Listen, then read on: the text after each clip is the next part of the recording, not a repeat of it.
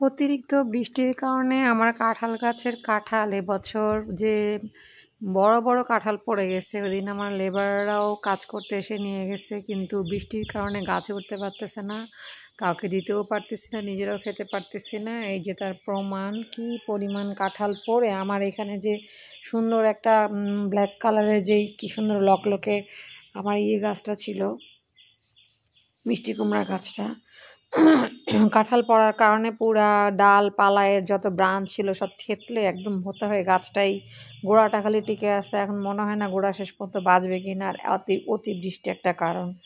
এই যে বড় বড় কাঁঠাল সব পড়ে ভিতরে কিন্তু আমি এটা মনে হয় গতকালকে পড়ছে বৃষ্টির কারণে, কারণ গাছ পেকে গেছে। আমার এই সিজনটা মৌমাছি আসা শুরু করছে, আমি এটা দেখার জন্যই আসছিলাম। অতিবৃষ্টিতে প্রতি বছর আমার এখানে এই গাছের ঠিক ওই ডালটাতে মৌমাছি চাক বাঁধে, তো এবছর বাঁধে নাই। এটা দেখার জন্য আসছিলাম বৃষ্টির কারণে বাঁধে নাই কিনা। তো এখন দেখলাম যে মৌমাছির আনাগোনা অলরেডি শুরু হয়ে গেছে। তো আমি এইখানটাতে দেখতে দেখতে এই যে অবস্থা দেখেন, কি পরিমাণ কাঁঠাল সব পেকে পড়ে। আমি কাঁঠাল খাওয়ার, আমি আসলে কাঁঠাল পাগল না, আমার মা কাঁঠাল পাগল। তাকে যে পাঠাবো আমি সেরকম লোকও পাচ্ছি না। আর ভারী জিনিস, ও মাই গড, আমার এখানের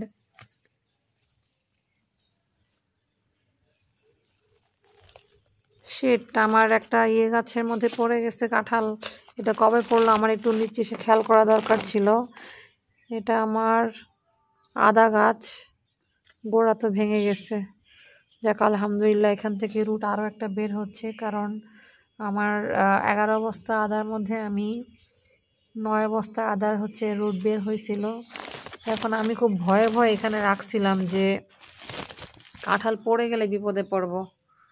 সো এইগুলো সবই দেখতে পাচ্ছেন যে আদার বস্তা আদা, এটা এপ্রিলে লাগানোর নিয়ম, এপ্রিলেই লাগাইছিলাম এবং এখন তার এই অবস্থা। কিন্তু কাহিনী হচ্ছে দেখেন কি পরিমাণ পড়ছে, তো পড়ছে। আমার এখানে মনে হয় এবছর গাছ গজায় একাকার হয়ে যাবে। দেখেন কাঁঠালের কোয়ার সাইজ কত বড় বড়, একটা কোয়া এরকম পুরো পিঁপড়ে অ্যাটাক দিছে। আচ্ছা, কাহিনী হচ্ছে এই জায়গায় দেখেন পাকা কাঁঠাল আমি গন্ধে এখানে তাড়াইতে পারতেছি না। এটা কয়দিন আগে পড়ছে মনে হয়। সো এটা যে কয়দিন আগে পড়ছে, হ্যাঁ, ভিতরে এখনো যে মাছি পোকামাকড় যা তারা খাইতেছে। আমি একটু দেখাই, যারা কাঁঠাল পাগল, আমার গাছের এই কোয়ার অবস্থা দেখেন, কি বিগ সাইজের কোয়া এক একটা। এই দেখাইতে গেলে পড়ে গেল, এই যে এই সাইজের। তো এই যে এখন কি বিশাল বিশাল, এটা হচ্ছে আদ্রসা খাজা কাঁঠাল। চাচি দুদিন ধরে বলতেছে, কিন্তু ভেজা গাছ হওয়ার কারণে দেখেন কাঁঠাল এখান থেকে গাছ থেকে পড়ে ফেটে ভেঙে অত দূর পর্যন্ত ছিটকে গেছে। এখানে কয়টা কোয়া আছে? এখানে এক পিস কোয়া দেখা যাচ্ছে। এখানে 1 2 3 4 5, মানে পিঁপড়া কীভাবে তাকে অ্যাটাক করছে। এটা আদ্রসা খাজাল, খেতে এত মজা মানে বলার বাহিরে। আচ্ছা, আমার ওই কি জানি বলে, এই দিকের কাছে কিছুটা লতায় গেছে আমার মিষ্টি কুমড়া গাছটা, ব্রাঞ্চিং কিছু এখানে আসছে। আর ওই দিকের পুরা মানে তার ডালটা আছে, মানে এটা টিকবে কয়দিন, এটাই হচ্ছে কথা। আমি জানি না, গাছ থেকে পাড়া উচিত। এই যে গাছে পেকে একদম গাছে ফুটা ফুটা হয়ে, মানে গাছে পচন স্টার্ট হয়েছে, তখনই ওটা নরম হয়ে পড়ে যাচ্ছে। তো নিজেরও খেতে ইচ্ছে করতেছে 1 2 পিস, তা না আমি যে কাঁঠাল খুব পছন্দ করি তাও না। এটা মেবি নিচ থেকে পাড়ে ঘরের মধ্যে রেখে দিলে পাকবে, কিন্তু এটার এখনও ম্যাচিউরিটি গ্রো করে নাই। সো ম্যাচিউরিটি যেগুলো গ্রো করে এরকম বড় দানাওয়ালা কাঁঠাল খেতে হইলে তার গাছের বাইরের কোয়া, এটার কোয়াগুলোও খুব সুন্দর হয়। সো আচ্ছা, ভিডিও শর্ট করে দিই আমি জাস্ট দেখানোর জন্য যে কি পরিমাণ মানে পেড়ে, মানে বৃষ্টির কারণে মানে নষ্ট কাকে বলে, মানে সব নষ্ট।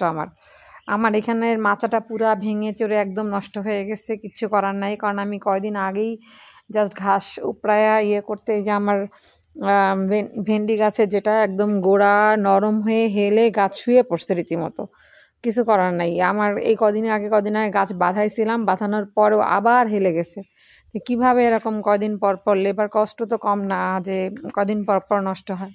এই যে আমি মাচাটা দিছি, মাচাটা দেওয়ার পর থেকে আজকে মনে হয় এখন ওই যে আমার আবার গাছটা হেলে গেছে, বিশাল আকৃতির আমি সকালবেলা একবার মাটি নরম করে গাছের গোড়ায় দিয়ে আসছি। আমার ওই মাথার ওই পাশের গাছটা আছে, এই গাছটা খুব ভারী, তার ডালপালাগুলো খুব র্যাপিড গ্রোথ হইতেছে। একটা তো ওই পাশে দিয়ে মাথা ভেঙে গেছিলো, আর এই গোড়াটা নরম। আমি যে সকালবেলা তার সাইড দিক দিয়ে এই যে সব কী জানি বলে, ইটের সুরকি টুরকি, তারপরে প্লাস্টিকের এগুলো দিয়ে গেছিলাম, বাট সে মাথার অংশের ভারের কারণে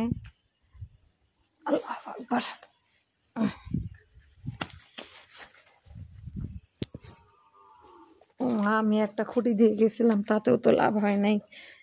একটা গোজা দিয়ে গেছিলাম, কিন্তু খুব একটা লাভ হয় না। এখন আমাকে একটু এই সাইডে হেলান দিয়ে কাত করে রাখতে হবে গাছটা সোজা করার জন্য। সরি গাইস, আমার হাত দিয়ে তুললাম, বেশ ভারী গাছটা। এই যেটা কয়দিন আগে যেটা ওই পাশের গাছের মাথা ভেঙে গেছিলো, বাট ওই পাশের গাছটার গ্রোথ একটু ছায়া হওয়ার কারণে, এটা রোদ আলো ঠিক মতো পায় দেখে এটাকে অনেকবার ছাগল অ্যাটাক দিয়ে ছোটো অবস্থায়, মানে এরকম ছোট্ট ব্রাঞ্চিং অবস্থায় খেয়ে একদম বার্নিং, এবং এখানটা আমি জ্বালায় পোড়ায় ফেলতাম দেখে এখানে মাথাও অংশ নষ্ট হয়ে যেত। তো সেই গাছটা আলহামদুলিল্লাহ বিশাল বড় রূপ নিছে, আমাকে এটাকে কেটে বনসাই ফর্মে রাখতে হবে, না হলে এত বড় গাছ ঘরের মধ্যে রাখা একটু ডিফিকাল্ট। যেমনটা আমি প্রায় 40-50 বছরের বড়ই গাছটাকে ছাতার মতো করে উপরে রাখছি, এটাকে এই ধরনের করতে হবে।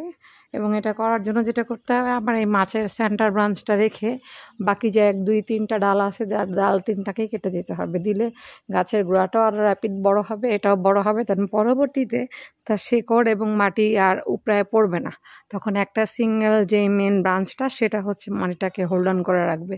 যদিও নিম গাছের শেকড় অনেক ডিপে যায়, বাট এটা হাইব্রিড দেখে এই জন্য মনে হয় ডিপে যায় না, না হলে এত বড় গাছ কখনো উপড়ানোর কথা না। তো আমি ভিডিও ক্লোজ করে দিচ্ছি গাইজ।